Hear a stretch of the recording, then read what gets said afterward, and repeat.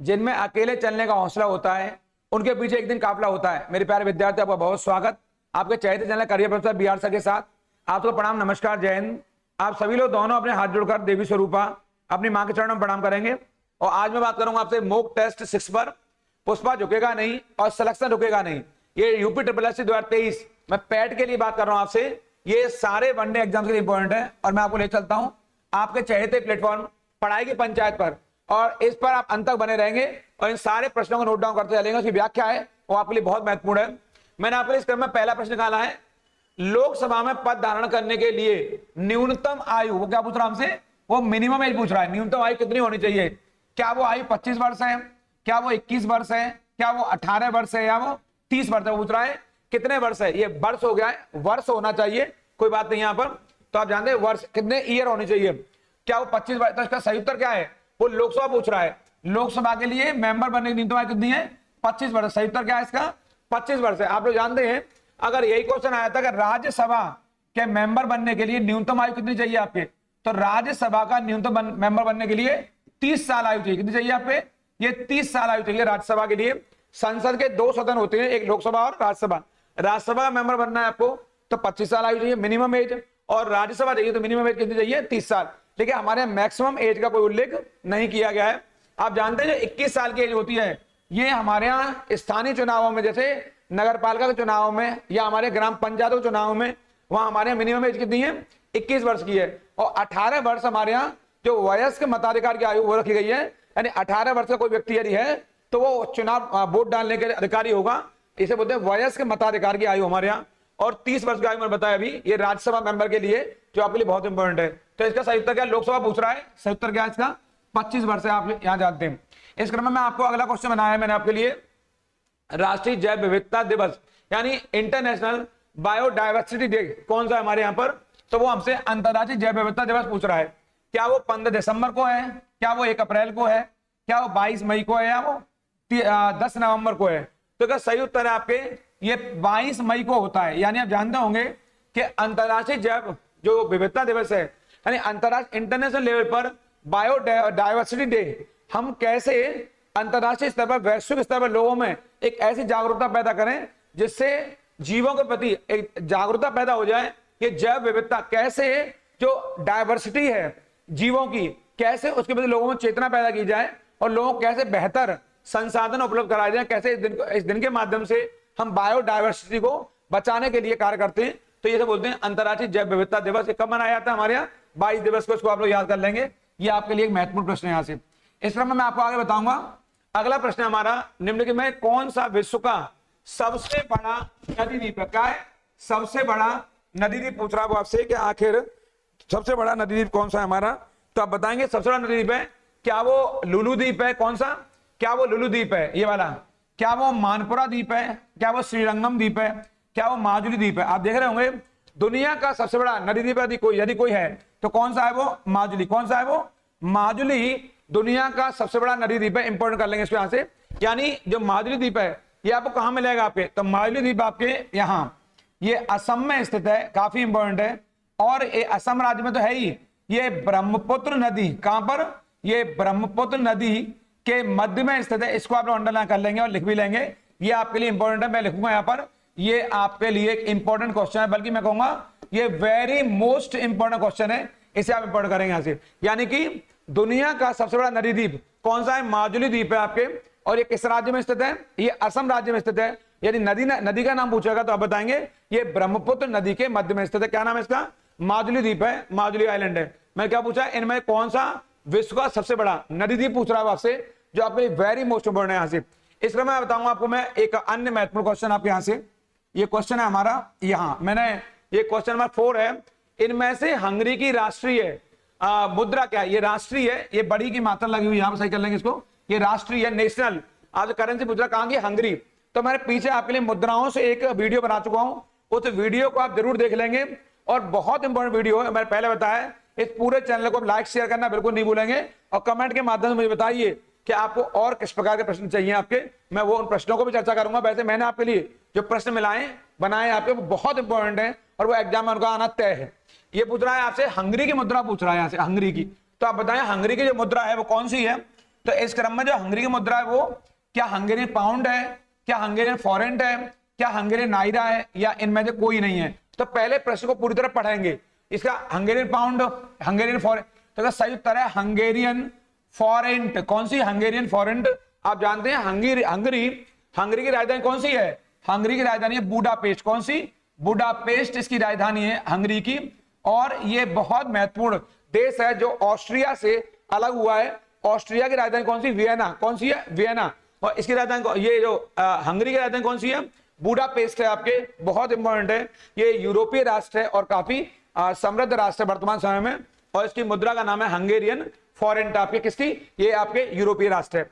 इस क्रम में मैंने आपके लिए अगला क्वेश्चन निकाला है, आप सामने को ध्यान देंगे सब लोग। स्वतंत्रता के बाद भाषा के आधार पर बने भारत के पहले राज्य का नाम बताइए। वो पूछ रहा है, पहले राज्य का नाम पूछ रहा है। काय के आधार पर? आजादी के बाद पहला। किस आधार पर? इस प्रश्न को ढंग से पढ़ेंगे। वो पूछ रहा है भाषा के आधार पर कौन सा राज्य बना है। तो मैंने कहा पहले प्रश्न का नेचर समझेंगे, आखिर हमसे पूछ के आ रहा है, क्या उसका प्रश्न है और किस तरीके जवाब देना हमें। तो कह रहा है भाषा के आधार पर आप भारत के पहले राज्य का नाम बताइए। तो क्या वो केरल राज्य है, क्या वो महाराष्ट्र राज्य है, या आंध्रा या गोवा है। तो आपको देखेंगे यहाँ पे भाषा के आधार पर कौन सा राज्य बना हमारे यहाँ पर। तो इस क्रम में आपके माइंड में आ गया होगा एक पहला राज्य कौन सा है? आंध्र प्रदेश। भाषा के आधार पर बनने वाला ये राज्य कौन सा? आंध्र प्रदेश। आपको पता होगी कि मद्रासी भाषी मद्रास से अलग करके एक नए राज्य की मांग को लेकर के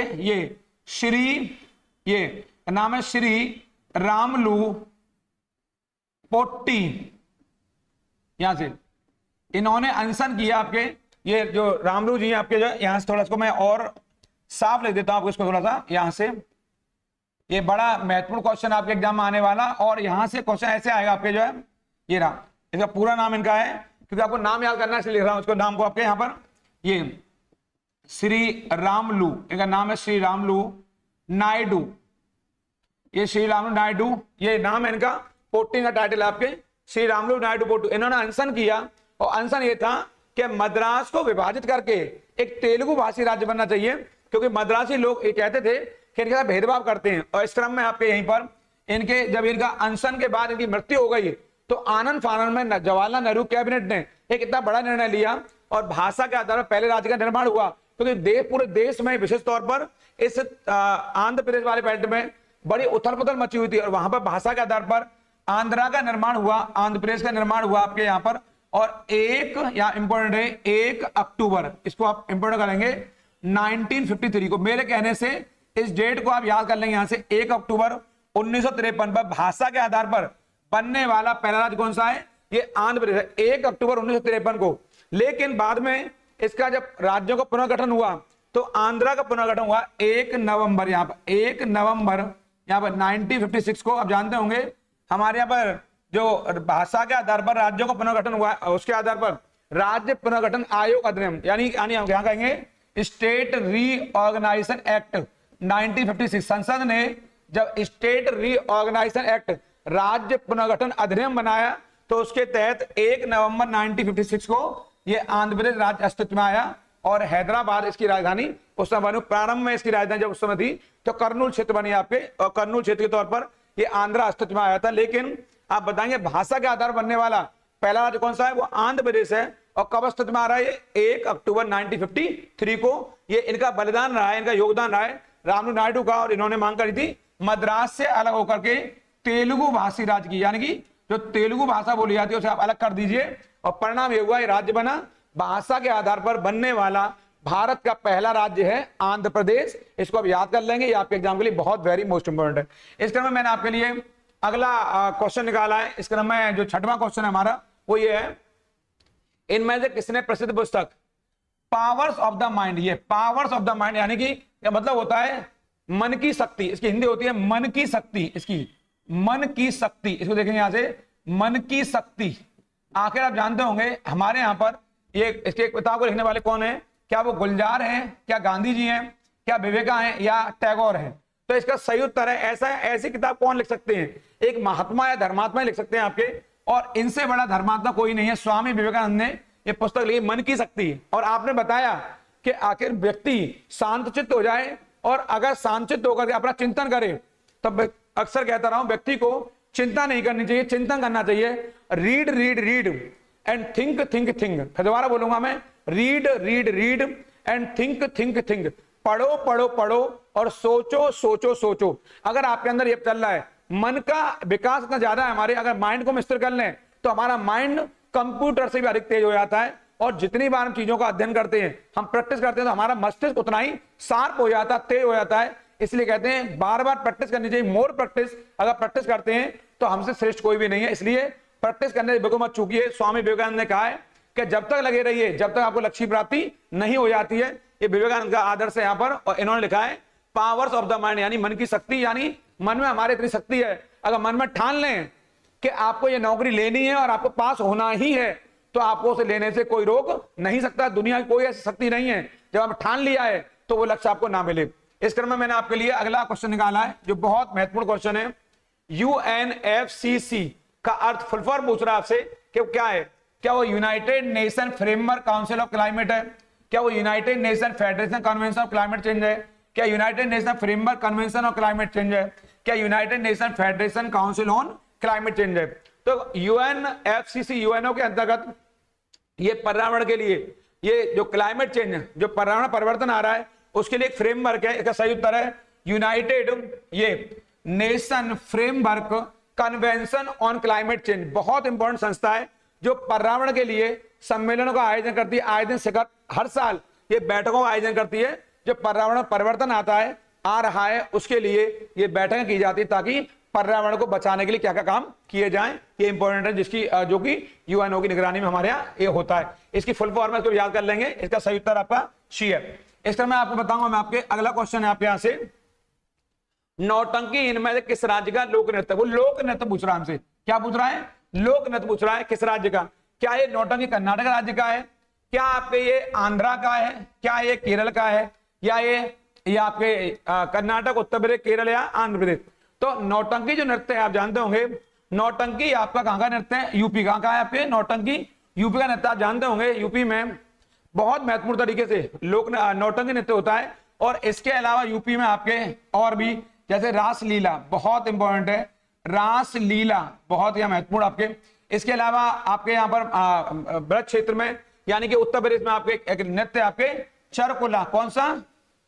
चरकुला, ये भी होता है यहाँ पर। दादरी, ये भी एक लोकल नृत्य है यहाँ पर आपके, दादरी नाम का, ये भी किया जाता है आपके। और नौटंकी आपको बता दिया मैंने आपको, रासलीला, चरकुला, दादरी, ये सब यूपी के अन्य लोक नृत्य हैं। और वैसे शास्त्रीय नृत्य की बात की जाए तो कौन सा है वो? कथक। कौन सा है वो? तो ये कथक, ये शास्त्रीय नृत्य है जो कि उत्तर भारत में मूल रूप से किया जाता है, मैंने यहां बता दिया। इसके अलावा आप जानते हैं कर्नाटक में लोक नृत्य बड़ा पॉपुलर है, यक्षगान नाम का। कौन सा? यक्षगान नाम का कर्नाटक का एक लोक नृत्य बड़ा पॉपुलर। और केरल में आपके जो आप जानते हैं यहाँ पर कौन सा किया जाता है? कथकली। कौन सा? कथकली, ये शास्त्रीय नृत्य यहाँ का। और आंध्र प्रदेश आप जानते हैं कुचिपुड़ी। कौन सी? कुचिपुड़ी, इसको आप याद कर लेंगे। ये यहाँ के नृत्य, यद्यपि ये लोक नृत्य नहीं है, ये शास्त्रीय नृत्य। कैसे? ये शास्त्रीय नृत्य है। ये यक्षगान कर्नाटक का लोक नृत्य, लोक माने आम जनता में प्रचलित, और शास्त्रीय नृत्य आपके क्लासिकल डांस होते हैं। ये मैंने बताया, आंध्र प्रदेश में कुचिपुड़ी, केरल में कथकली, और उत्तर प्रदेश में, उत्तर भारत में कथक, ये बाकी लोक नृत्य। और कर्नाटक का यक्षगान, ये लोक नृत्य आपके लिए इंपॉर्टेंट है, इसे आप अंडरलाइन करके लिख लेंगे। आपके एग्जाम में आने वाला क्वेश्चन है, बहुत महत्वपूर्ण आपके लिए।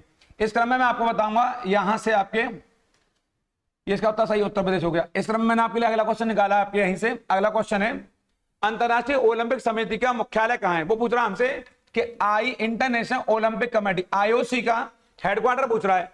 क्या वो जर्मनी में है? क्या वो USA में, या स्विट्जरलैंड में, या फिर आपके इनमें से कोई नहीं? तो आप जानते होंगे इंटरनेशनल ओलंपिक कमेटी का जो मुख्यालय है वो स्विट्जरलैंड में। कहां पर है वो स्विट्जरलैंड में आपके यहाँ पर। आप जानते होंगे स्विट्जरलैंड का वो कौन सा शहर है? वो लुसाने है। कौन सा? वो लुसाने शहर है स्विट्जरलैंड में भी आपके। यहां पर अंतरराष्ट्रीय ओलंपिक कमेटी का मुख्यालय है, इसे आप याद कर लेंगे, जो बहुत महत्वपूर्ण है आपके। ऐसे प्रश्नों के उत्तर हमसे अक्सर पूछे जाते हैं और ये प्रश्न हमें आने चाहिए, इन्हें हम छोड़ नहीं सकते, ना इन्हें हम छोड़कर आएंगे नेगेटिव मार्किंग अंदेशा की वजह से। स्विट्जरलैंड का कौन सा है? लुसाने, जहां पर अंतरराष्ट्रीय ओलंपिक समिति का मुख्यालय हेडक्वार्टर है। इस तरह में मैंने आपके लिए अगला क्वेश्चन निकाला है, इनमें से कौन एक व्यक्ति है जिसका नाम देवानाम, ये बहुत बहुत इंपॉर्टेंट, देवानाम प्रियदर्शी, देवानाम प्रियदर्शी भी था। क्या वो गौतम बुद्ध हैं? क्या वो सम्राट चंद्रगुप्त हैं, मौर्य सम्राट? क्या मौर्य सम्राट अशोक है, या भगवान महावीर हैं? तो देवानाम प्रियदर्शी, आप जानते हैं किसको कहा जाता है? तो वो मौर्य वंशी सम्राट अशोक। कौन? मौर्य वंशी सम्राट अशोक को कहा जाता है देवा नाम प्रियदर्शी। बहुत बहुत वेरी मोस्ट इंपॉर्टेंट है, मैं कहूंगा इसको रट के जाएंगे। पुराणों में आपको चंड प्रद्योत के नाम से भी पुकारा गया है आपके।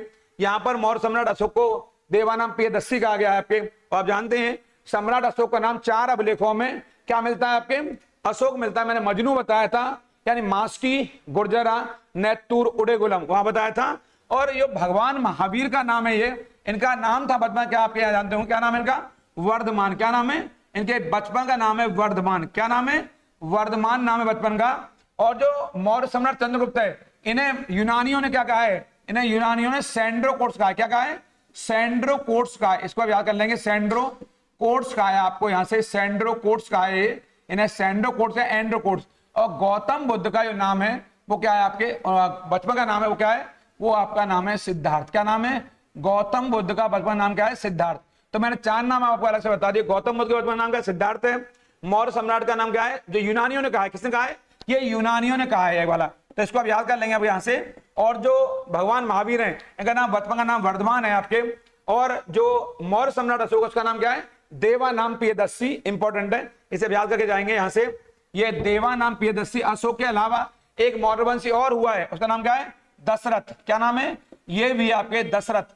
ये मौर्य वंश का, ये इसको भी देवा नाम के नाम से जाना जाता था। यानी मौर्य वंश में 2 शासक हुए, एक का नाम है अशोक और एक का नाम है दशरथ, जिसके लिए देवा नाम यानी देवताओं का प्रिय शब्द का प्रयोग हुआ है आपके। और अशोक ने जो अपने अभिलेखों के माध्यम से जनता में जो मैसेज पहुंचाया कल्याणकारी वेलफेयर स्टेट के लिए, वो बहुत इंपॉर्टेंट है। आपने मानवता के लिए कार्य किया और आपने बहरी घोष की नीति को त्यागा और धम्म घोष की नीति को अपना लिया। किसके बाद? कलिंग युद्ध के बाद। जो कलिंग युद्ध हुआ इतिहास में, उस युद्ध के बाद आपने युद्ध की नीति को त्याग दिया और धम्म की नीति, नैतिक आचरण, सदाचार की नीति को अपना लिया। ये बहुत महत्वपूर्ण है। यहां से देवानाम कहा गया है देवताओं का प्रिय। इसका मैं बताऊंगा मैं आपको संगमरमर पर पित्राधूरा या रंगीन जो पत्थर की जड़ाई का काम है, इसमें बहुत लोकप्रियता आ गई। किससे आ गई लोकप्रियता? कौन सी घटना है? पित्राधूरा। पित्राधूरा मतलब होता है पत्थर पर रत्नों की जड़ावट, यानी पत्थरों काट करके जो बेलबूटे बनाए जाते हैं, जो उसमें कलाकृतियां की जाती हैं, उनमें हीरे, जवाहरात, पन्ने, पुखराज ऐसे भर दिए जाते थे ताकि वो इमारत चमकती थी अद्भुत तरीके से। नगीना भर दिए जाते थे, कोहिनूर लगा दिया जाते उनमें आपके रत्नों की जड़ावट को पत्थरों में। पित्राधूरा कहते हैं आपके। क्या ये औरंगजेब लेकर आया, अकबर लाया, शाहजहां, या इनमें से कोई नहीं? तो आप जानना चाहिए आपको। इसका एक पीक पॉइंट है, बहुत बड़े पैमाने पर वास्तुकला का, आर्किटेक्चर का स्वर्णकाल शाहजहां का कहलाता है। शाहजहां काल में पित्राधूरा का इतना बड़ा लोकप्रिय डेवलपमेंट हुआ। यद्यपि जहांगीर के जमाने में पहली बार, या मुगल शासक जहांगीर के जमाने में पहली बार आगरा में मकबरा बना है, एतमादौला का मकबरा बना हुआ, जो कि नूर जहां के पिता थे आपके। और पहली बार इसी मकबरे में, पहली बार इसी मकबरे में, कहा ये मकबरा? आगरा में। कहा ये आगरा बना हुआ है। ये जहांगीर के ससुर थे। कौन थे? ये जहांगीर के ससुर थे। एतमादौला के मकबरे में पहली बार इस पित्राधूरा का प्रयोग हुआ है। इसको आप लिख लेंगे। लेकिन पित्राधूरा का सबसे अधिक प्रयोग कब हुआ है? तो आप बताएंगे आप शाहजहां के शासनकाल में। और शाहजहां के शासनकाल को इतिहास में स्वर्ण युग कहा जाता है। यानी मुगल काल में अगर स्वर्ण युग किसी का है तो वो इन्हीं का है। और गुप्त काल में यदि है तो चंद्रगुप्त द्वितीय, विक्रमादित्य का। इसे आप याद कर लेंगे। शाहजहां के समय में ताजमहल बना, दिल्ली के आपका लाल किला बना, दिल्ली में जामा मस्जिद बनी। ऐसी भव्य इमारतों का निर्माण हुआ जो शायद और कोई नहीं करा पाया। और अकबर के समय बड़े पैमाने पर स्थापत्य का निर्माण आपका निर्माण हुआ है। आप जानते हैं औरंगजेब ने एक औरंगाबाद में मकबरा बनवाया आपके अपनी पत्नी के याद में आपके, तो जो कहते हैं बीबी का मकबरा, वो भी इंपॉर्टेंट है। अकबर को भी कई बार याद कर लेंगे। कहां पर? औरंगाबाद में बीबी का मकबरा है। बीबी का मकबरा, इसको भी देख लेंगे आप लोग। और अकबर ने भी बड़े पैमाने पर, चाहे फतेहपुर सीकरी है, चाहे वो आगरा फोर्ट है, बड़े बड़े भवनों का निर्माण करवाया। और अकबर द्वारा जो फतेहपुर सीकरी में क्या बना हुआ है? बुलंद दरवाजा। वो अपने आप में अद्वितीय बुलंद दरवाजा बना हुआ जो फतेहपुर सीकरी में। इसलिए इसका उत्तर क्या है आपके? शाहजहां जो पीक है वो शाहजहां उत्तर सही है इसका। इस क्रम में मैं आपको आगे बताऊंगा यहां से, जो मैंने आपके लिए अगला क्वेश्चन निकाला है।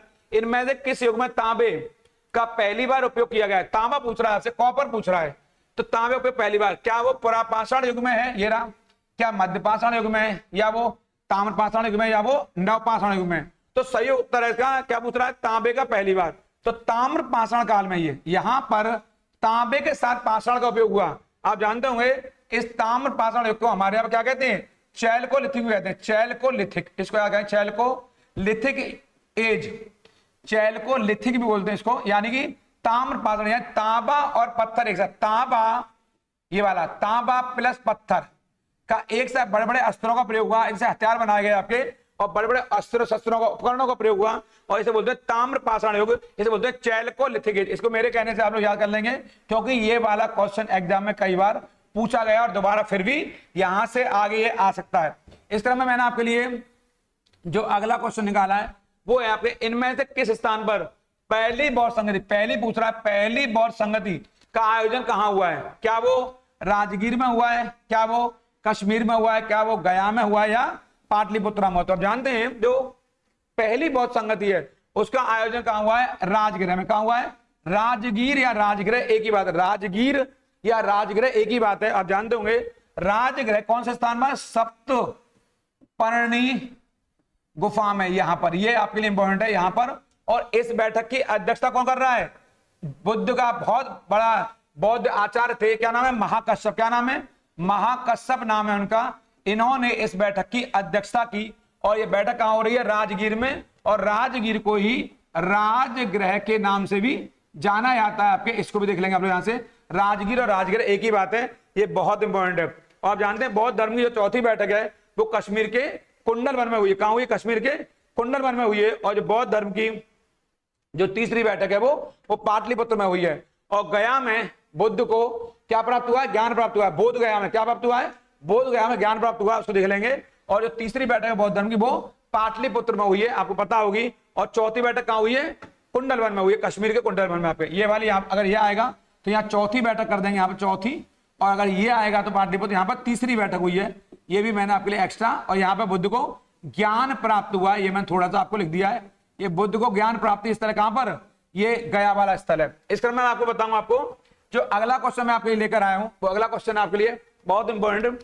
दांडी नामक यात्रा दौरान निम्नलिखित में से किस सामाजिक कार्यकर्ता ने गांधी जी को आंदोलन को केवल पुरुषों तक ही सीमित न रखने की राजी किया? यानी कि आंदोलन पुरुषों के अलावा महिलाओं की भागीदारी होनी चाहिए, बहुत महत्वपूर्ण है। क्या वो मैडम भीखाजी कामा है, क्या पंडित रमाबाई हैं, या कमला देवी चट्टोपाध्याय जी हैं, या फिर इनमें से कोई नहीं? तो सही उत्तर है कमला देवी चट्टोपाध्याय। क्या सही उत्तर है इसका? कमला देवी चट्टोपाध्याय। आप जानते होंगे इन्होंने वर्ष 1920 में यहाँ पर ऑल इंडिया, यहाँ पर ऑल इंडिया ये रहा वुमन कॉन्फ्रेंस, ये वाला कॉन्फ्रेंस की स्थापना की आपने। ऑल इंडिया वुमन कॉन्फ्रेंस की स्थापना की। आपका बहुत बड़ा योगदान कब? 1920 में ऑल इंडिया वुमन कॉन्फ्रेंस की आपने स्थापना की। किसने? पंडित कमला देवी चट्टोपाध्याय ने। और आपने ही इस जो दांडी मार्च है, जिसे हम नमक आंदोलन भी कहते हैं, इसे सबने अवज्ञा आंदोलन भी कहते हैं, जिसे गांधी जी ने वर्ष 1930 में अंग्रेजों की नींव को हिला के रख दिया आपके। अब बड़े पैमाने पर इसको हम लोग इस दांडी मार्च को, ये लिखा हुआ है नमक आंदोलन भी कहते हैं। ये गांधी का नमक आंदोलन तक इतना भयावह था, इससे अंग्रेज घबरा गए थे और अंत में उन्होंने गांधी जी से समझौता करना पड़ा। आप जानते हैं गांधी इरविन पैक्ट इसी के बाद हुआ था वर्ष 1931 में, जानते होंगे। इसका सही उत्तर कौन सा है? कमला देवी चट्टोपाध्याय। इस क्रम में बताऊंगा आपको। अगला क्वेश्चन लाया हूं आपके लिए। जब ईस्ट इंडिया कंपनी की स्थापना हुई तब भारत पर निम्नलिखित में से किसका शासन था? क्या वो मुगल सम्राट थे, या गुप्त सम्राट हैं, या मौर्य सम्राट हैं, या शुंग सम्राट हैं? तो सही इसका उत्तर है, जिस समय स्थापना कब हो रही है आप जानते होंगे, ईस्ट इंडिया कंपनी की स्थापना 1600 में हो रही है। यहाँ पर 1600 ईस्वी में हो रही है आपके, यहाँ पर आपके माइंड में आ गया होगा। तो 1600 में कौन है हमारे यहाँ? तो मुगल हमारे यहाँ 1500 या 26 में बाबर यहाँ आ चुका है। बाबर ने पानीपत के युद्ध के बाद में नींव यहाँ पर रख दी है भारत में आकर के। और बाबर 26 से लेकर यहाँ पर 1530 तक शासन कर रहा है यहाँ पर। और उसके बाद 1530 से लेकर यहाँ से और 1556 मुगलों के बारे में नहीं पढ़ा रहा हूं मैं, पढ़ा रहा हूं आपके ईस्ट इंडिया कंपनी, आप खुद ही निकाल लेना आपके। और यहां से 1556 से लेकर यहां से, यानी कि इस दौरान आपके जो ये हुमायूं के बाद, यहाँ हुमायूं और शेरशाह दोनों इसमें आ जाएंगे। हुमायूं भी आ जाएगा, भले ही शेरशाह इस वंश का नहीं है, फिर भी शेरशाह भी इसी में आ जाएगा। शेरशाह भी इसी में आ जाएगा, भले ही वो मुगल वंश का नहीं, लेकिन फिर भी वो मुगल काल में ही आता है। और इसके बाद अकबर का शासन का चालू हुआ है यहाँ पे, अकबर का, और कब तक रहा है? 1605 तक रहा है यहाँ तक। तो कंपनी कब बन रही है यहाँ पे? कंपनी बन रही है आपके यहाँ पर, ये रही मैं लिख दिया है, ये 1600 बन रही है। तो कहाँ रहा है? ये यहाँ पर आ रहा है, अकबर काल में आ रहा है। यानी कि जिस समय कंपनी की स्थापना हुई तो उस समय मुगलों का शासन था। किसका था? मुगलों का शासन था आपके, यानी कि मुगल सम्राट कौन थे उस समय? अकबर थे। कौन थे? अकबर थे। लेकिन जब कंपनी ने पहला कारखाना खोला है तो उस समय मुगल सम्राट कौन थे? जहांगीर। कौन थे? जहांगीर। मुगलों ने अपना पहला, जो आपके अंग्रेज थे, उन्होंने पहला कारखाना कहां खोला है? सूरत में। पहली फैक्ट्री कहां खोली? सूरत में, 1608 में। उस समय कौन है? जहांगीर है आपके 1608 में। और यहाँ पे कौन है आपके? अकबर है। यहाँ पर मैं लिख दिया डेट आपके, ये 26 से 30 तक बाबर है, 30 से 56 तक हुमायूं, शेरशाह दोनों आ जाएंगे इसमें। यहीं पर आपके इस क्रम में 56 से लेकर 16 तक कौन है आपके? ये आपका अकबर है। इस क्रम में मैंने आपके लिए अगला क्वेश्चन निकाला है, भूदान आंदोलन निम्नलिखित में से किसके द्वारा शुरू किया गया है? यहाँ पर भूदान आंदोलन पूछ रहा है आपको वो, और भूदान आंदोलन का जो सही उत्तर है वो ये है, किसके द्वारा शुरू किया गया? क्या जयप्रकाश नारायण है? क्या विनोबा जी हैं? क्या वो महात्मा गांधी जी हैं? या फिर आचार्य जेबी कृपलानी? आप जानते होंगे भूदान आंदोलन यानी भू माने पृथ्वी, एक ऐसा सत्याग्रह ये प्रसिद्ध गांधीवादी नेता आचार्य विनोबा भावे द्वारा, आचार्य विनोबा भावे द्वारा शुरू किया गया। एक प्रश्न आएगा, आचार्य विनोबा भावे ने ये आंदोलन कहां शुरू किया? तो आप जानते होंगे ये आंदोलन यहां से 18 अप्रैल 1951 को ये आंध्र प्रदेश तेलंगाना क्षेत्र में पड़ता है आपके। क्या नाम है उसका? पोचमपल्ली। क्या नाम है? रटेंगे इसको, पोचमपल्ली। इस क्वेश्चन को मैं आपसे बाद में पूछूंगा आपके कहां पर हुआ है? पोचमपल्ली। यहां से ये विनोबा भावे जी ने आपके यहां शुरू किया। कहां से? पोचमपल्ली से, आंध्र प्रदेश के। कब किया है? 1951 में। यहां पर ये आपके लिए इंपॉर्टेंट डेट है, वर्ष 1951 में। कहां से? आंध्र प्रदेश के पोचमपल्ली से। क्या नाम है? विनोबा भावे जी आपके। ये बहुत इंपॉर्टेंट है और ये गांधीवादी नेता थे। कौन है ये? गांधीवादी नेता है आचार्य विनोबा भावे। और ये बहुत इंपॉर्टेंट, जिन्होंने क्या चलाया? भूदान ग्राम दान आंदोलन चलाया इन्होंने। इसके अलावा मैं आपको आगे ले जाऊंगा इस क्रम में। प्रसिद्ध युद्ध का नारा दिल्ली चलो, ये है बहुत महत्वपूर्ण बात। आखिर ये दिल्ली चलो की बात कहने वाले कौन है? लाला लाजपत राय है, भगत सिंह है, हमारे सुभाष बाबू हैं, या फिर चंद्रशेखर आजाद हैं। ऐसे देश के क्रांतिकारी। दिल्ली चलो की बात किसने कही है? यहाँ पर सुभाष चंद्र बोस ने। किसने कही है? सुभाष चंद्र बोस। ऐसा नारा आप ही दे सकते हैं, और आपने ही जैन का नारा दिया है। आप जानते होंगे, ये बहुत इंपॉर्टेंट लिखा रहा हूं, 5 अप्रैल 1943। कब? ये रहा 5 अप्रैल 1943 को। कहां पर?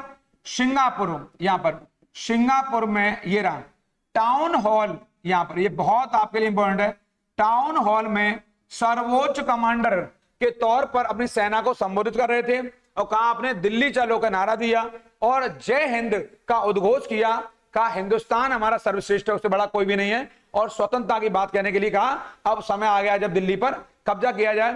तो अपने सैनिकों को संबोधित कर दिया। कहां पर? सिंगापुर में। कहां पर? टाउन हॉल से सुप्रीम कमांडर के तौर पर अपने सेना से आह्वान किया कि दिल्ली चलिए और उस पर कब्जा करिए यहां से आगे।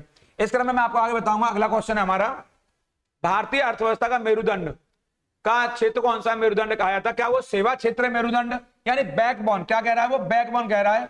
वो बैकबोन पूछ रहा है। आखिर ये रीढ़ की हड्डी कौन सी हमारी? क्या वित्तीय क्षेत्र है, क्या पर्यटन है, या कृषि है? आप जानते होंगे कृषि क्षेत्र को हमारे आज भी बैकबोन ऑफ द इकोनॉमी जो कहा जाता है, इंडियन इकोनॉमी कहा जाता है, क्योंकि आज भी हमारे यहाँ 70% लोग ऐसे हैं जो कहीं ना कहीं यहाँ पे पूरी तरह कृषि पर ही आश्रित हैं। और कृषि वो क्षेत्र है जो उद्योगों को कच्चा माल उपलब्ध कराता है। आप जानते हैं जो सेवा क्षेत्र है वो भी कहीं ना कहीं आपके, चाहे पर्यटन है, टूरिज्म, चाहे वो आपका हॉस्पिटल है, चाहे वो अन्य सेवा स्वास्थ्य है, चाहे कंप्यूटर है, चाहे वो अन्य बीमा सेक्टर है, चाहे वो आपके बैंकिंग सेक्टर है, होटल मोटल है, ये सभी कहीं ना कहीं सेवा क्षेत्र में आते हैं आपके। तो कृषि क्षेत्र का हिस्सा है हमारा। इसे हमारी अर्थव्यवस्था का मेरुदंड कहा जाता है और इसका बहुत बड़ा योगदान है हमारे यहाँ, क्योंकि अभी भी भारत में एक बड़े वर्ग को अगर रोजगार को उपलब्ध करा रहा है तो कौन सा है? वो कृषि क्षेत्र है। जब मैं आपको अर्थव्यवस्था पढ़ाऊंगा विस्तार से तो अर्थव्यवस्था के पन्नों से विस्तार चर्चा करूंगा कि कृषि क्षेत्र प्राथमिक क्षेत्र कौन सा होता है, द्वितीय कौन सा होता है, तृतीय क्या होता है, जीडीपी क्या होता है, जीएनपी क्या होता है, एनएनपी क्या होता है, मॉनेटरी पॉलिसी क्या होती है, रेपो रेट क्या होता है, रिवर्स रेपो रेट क्या होता है। इन सारे पहलुओं पर चर्चा करूंगा। इसलिए मैं कहा इस चैनल को लाइक और शेयर करना बिल्कुल नहीं भूलेंगे और ज्यादा से ज्यादा लोगों को सब्सक्राइब कराइए ताकि ये चीजें और लोगों तक भी पहुंच सके आपके। आप जानते हैं इस बात को। इस क्रम में मैं आपको आगे ले जाऊंगा।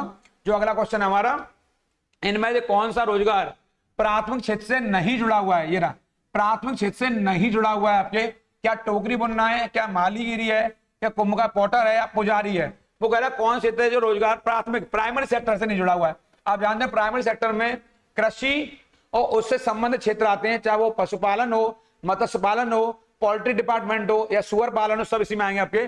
तो क्या वो टोकरी बुनने का काम है, क्या माली है, क्या कुम्भकार है, ये पुजारी, ये सेवा उपलब्ध करा रहा है आपको, और ये कहीं ना कहीं हमारे यहाँ ये तृतीय क्षेत्र से किससे जुड़ा हुआ है, पुजारी ये सेवा उपलब्ध करा रहा है किससे, ये तृतीय क्षेत्र से जुड़ा हुआ है। बाकी सेक्टर हमारे आपके वो कह रहा है प्राथमिक क्षेत्र कौन सा नहीं जुड़ा हुआ है, तो पुजारीगिरी है जो वो आपके प्राथमिक क्षेत्र से न जुड़कर किससे है, वो प्राइमरी सेक्टर जुड़ी हुई है, यानी वो आपके इसे टर्सरी यानी तृतीय क्षेत्र से जुड़ी हुई है, और बाकी क्षेत्र किससे जुड़े हुए हैं, प्राइमरी से, यहाँ पे सेकेंडरी से। इस तरह मैं आपको आगे लेके जाऊंगा। आपके यहाँ से भारत में प्रथम आर्थिक जनगणना किस वर्ष की गई, फर्स्ट इकोनॉमिक सेंसस कब हुआ है, 1977 में, 1975 में, 1980 में, 1965 में। तो आप जानते होंगे पहली आर्थिक जनगणना वर्ष 1977 में की गई, 1977 में की गई, और ये वही दौर है जब देश में जनता पार्टी की सरकार हुआ करती थी 1977 में, और पहली बार देश में आर्थिक जनगणना कार्य 1977 में हुआ आपके। और ये पहली अगर फर्स्ट जनगणना है आर्थिक, आप जानते होंगे। और अभी वर्ष 2013 में यहां पर छठवीं आर्थिक जनगणना हुई है, कब, वर्ष 2013 में हुई है आपके यहां से, और पहली कब हुई है, वर्ष 1977 में हुई है। आप जानते हैं आर्थिक जनगणना द्वारा ये देखा जाता है इकोनॉमिक तौर पर कि हमारे कैसी व्यवस्था है, कितना सुदृढ़ता आई है, कितनी मजबूती आई है। और जानते होंगे वैसे हमारे यहाँ पहली जो जनगणना हुई, पहली जनगणना जो हुई है हमारे यहाँ पहली, अगर आ जाएगा, मैंने पीछे आपको एक अन्य क्लास में बताया, देश में पहला सेंसस है वो 1872 में आरंभ हुआ है लॉर्ड मेयो के कार्यकाल में। मैंने पीछे आपको स्पेशली एक जनगणना का चैप्टर लिया है, जो बच्चे अभी अभी हमारे चैनल पर जुड़ रहे हैं उनको बताना चाहता हूं कि जनगणना वाली क्लास सेंसस में मैं 2 क्लास ले चुका हूं, और विस्तार से मैंने जनगणना चर्चा की है, आप उस चैनल पर देख लेंगे। मैंने प्लेलिस्ट बनवा दी है सारे टॉपिक्स को, जनगणना का क्वेश्चन उससे कोई बाहर आने वाला नहीं है, इतना महत्वपूर्ण प्रश्न आपको मैंने बनाया। आपको एक एक बिंदुवार तरीके से आप लिखते जाएंगे, याद करते जाएंगे, क्योंकि एग्जाम के लिए वेरी मोस्ट है। आप मैं जो बता रहा हूं आपको, पहली जनगणना बता दी मैंने, छठी में बता दी आपको 2013 में, इनको रट लेंगे। और देश में पहली जो जनगणना हुई है सामान्य जनगणना वो 1872 में हुई है, और 1881 में 1881 में लॉर्ड रिपन के जमाने में हुई है। आज की पंचायत में इतनी बात करूंगा आपसे, कल एक नई वीडियो साथ में फिर आऊंगा आपके साथ और वहां मिलूंगा। तब तक वीडियो बने रहिए, लाइक शेयर करना बिल्कुल नहीं भूलिए, कमेंट के माध्यम से मुझे बताइए कि क्या आपको अच्छा लग रहा है, कुछ कमी रह रही हो तो मुझे बताइए आपके, और आप इस वीडियो जुड़े, वो आपका बहुत धन्यवाद। उन लोगों का जरूर ख्याल रखिए जो आपका ख्याल रखते हैं। आपको प्रणाम, नमस्कार।